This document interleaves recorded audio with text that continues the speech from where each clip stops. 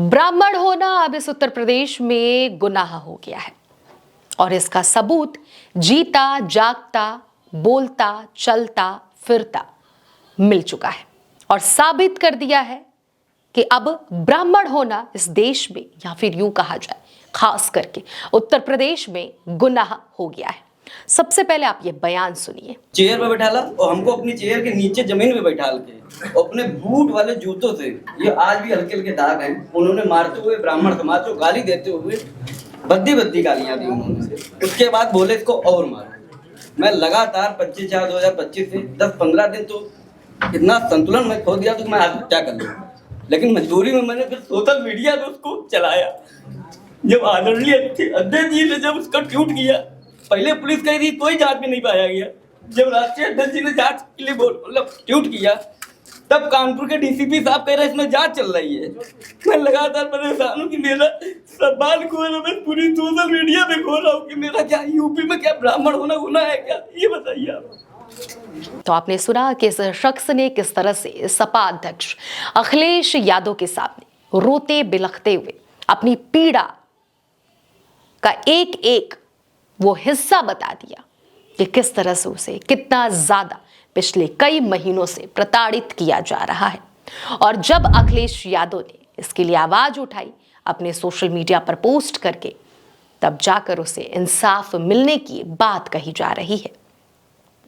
ये पूरा मामला क्या है आपको हम विस्तार से बताएंगे, लेकिन उससे पहले आपको हम बता दें कि मेरा नाम है अनन्या मिश्रा और आप देखना शुरू कर चुके हैं द फ्रीडम वॉइस। इस शख्स का नाम है सत्यम त्रिवेदी। ये कानपुर का रहने वाला है। पनकी थाना में जाता है जहां पर इसके साथ बदसलूकी होती है। दरअसल आपको बताते चले कि एक नाले को लेकर विवाद होता है इसके पड़ोसी से, और इनके पड़ोसी और खुद सत्यम त्रिवेदी कानपुर के पनकी थाना में पहुंचते हैं।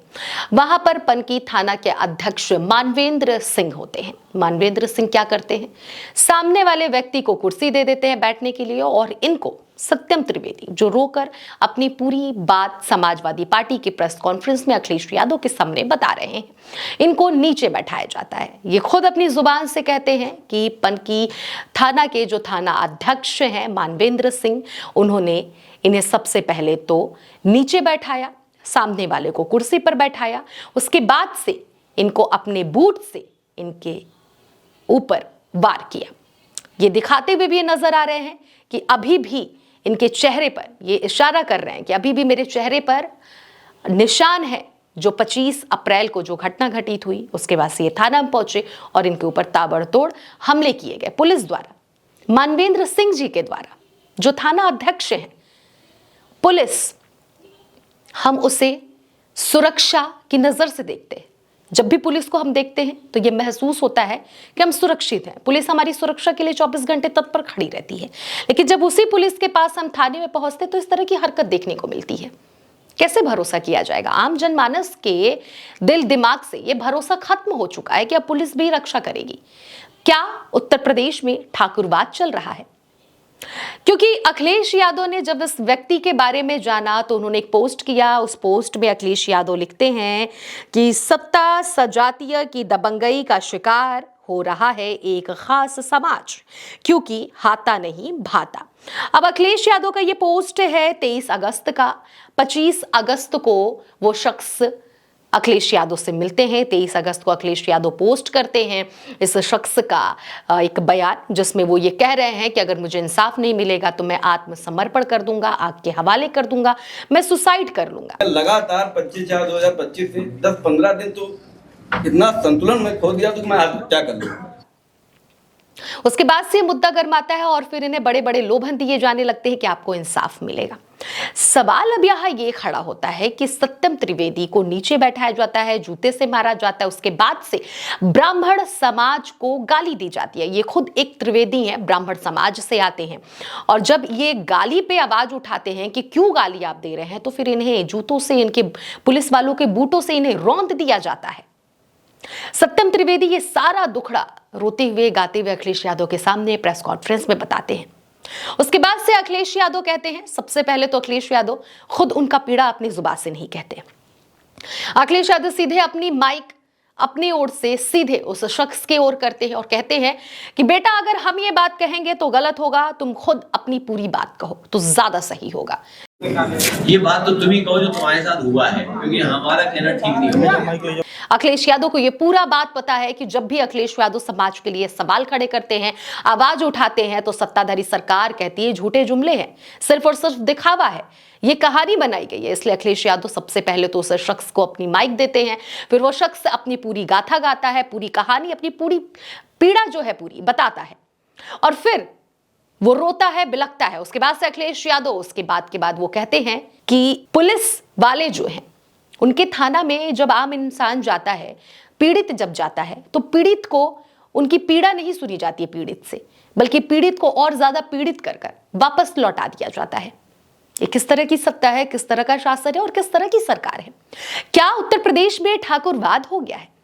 क्योंकि सवाल ये भी खड़े होते हैं कि मानवेंद्र सिंह ठाकुर है, और क्या अब उत्तर प्रदेश में ठाकुरों का चल रहा है? क्योंकि उत्तर प्रदेश में योगी आदित्यनाथ की शासन है और योगी आदित्यनाथ ठाकुर है। क्या अब उनके वजह से ठाकुरवाद चलेगा उत्तर प्रदेश में? सरकार चाहे किसी भी जाति की हो, किसी भी धर्म की हो, किसी भी समुदाय की हो, सरकार सबकी होती है, सबके लिए एक कानून होता है, सबके लिए एक सोच होती है। लेकिन उत्तर प्रदेश में अब ब्राह्मणों की इज्जत नहीं रही, ब्राह्मणों की धज्जियां उड़ाई जा रही है। और ये बात ये शख्स कह रहा है कि अब उत्तर प्रदेश में ब्राह्मण होना गुनाह हो गया है, रो रहा है, बिलख रहा है। इसका रोना और पीड़ा भरा आवाज सुनकर हो सकता है शायद आप में से बहुत सारे लोगों के दिल टूट गए होंगे, आंखों में आंसू आ गए होंगे। और उसके बाद से जब ये खबर फैल जाती है तो ब्राह्मण समुदाय में आक्रोश आ उठता है, वो प्रदर्शन करने लगते हैं, बड़ी बड़ी बातें कहने लगते हैं।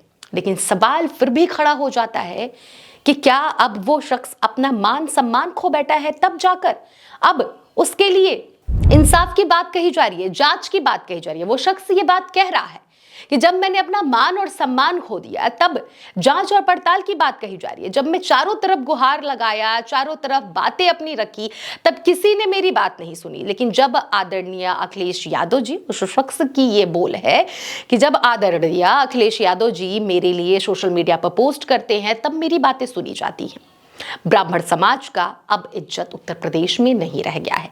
आपको क्या लगता है, क्या वाकई में ब्राह्मण समाज का अब इज्जत उत्तर प्रदेश में नहीं रह गया है? क्या मान सम्मान खोकर अब ब्राह्मण इस देश में और इस उत्तर प्रदेश में जी रहे हैं, या जीने को मजबूर हो रहे हैं, या जीने को मजबूर होने वाले हैं? जो भी आपकी राय होगी जरूर कमेंट बॉक्स में जाकर अपनी प्रतिक्रिया दीजिएगा। फिलहाल आप देख रहे थे द फ्रीडम वॉइस।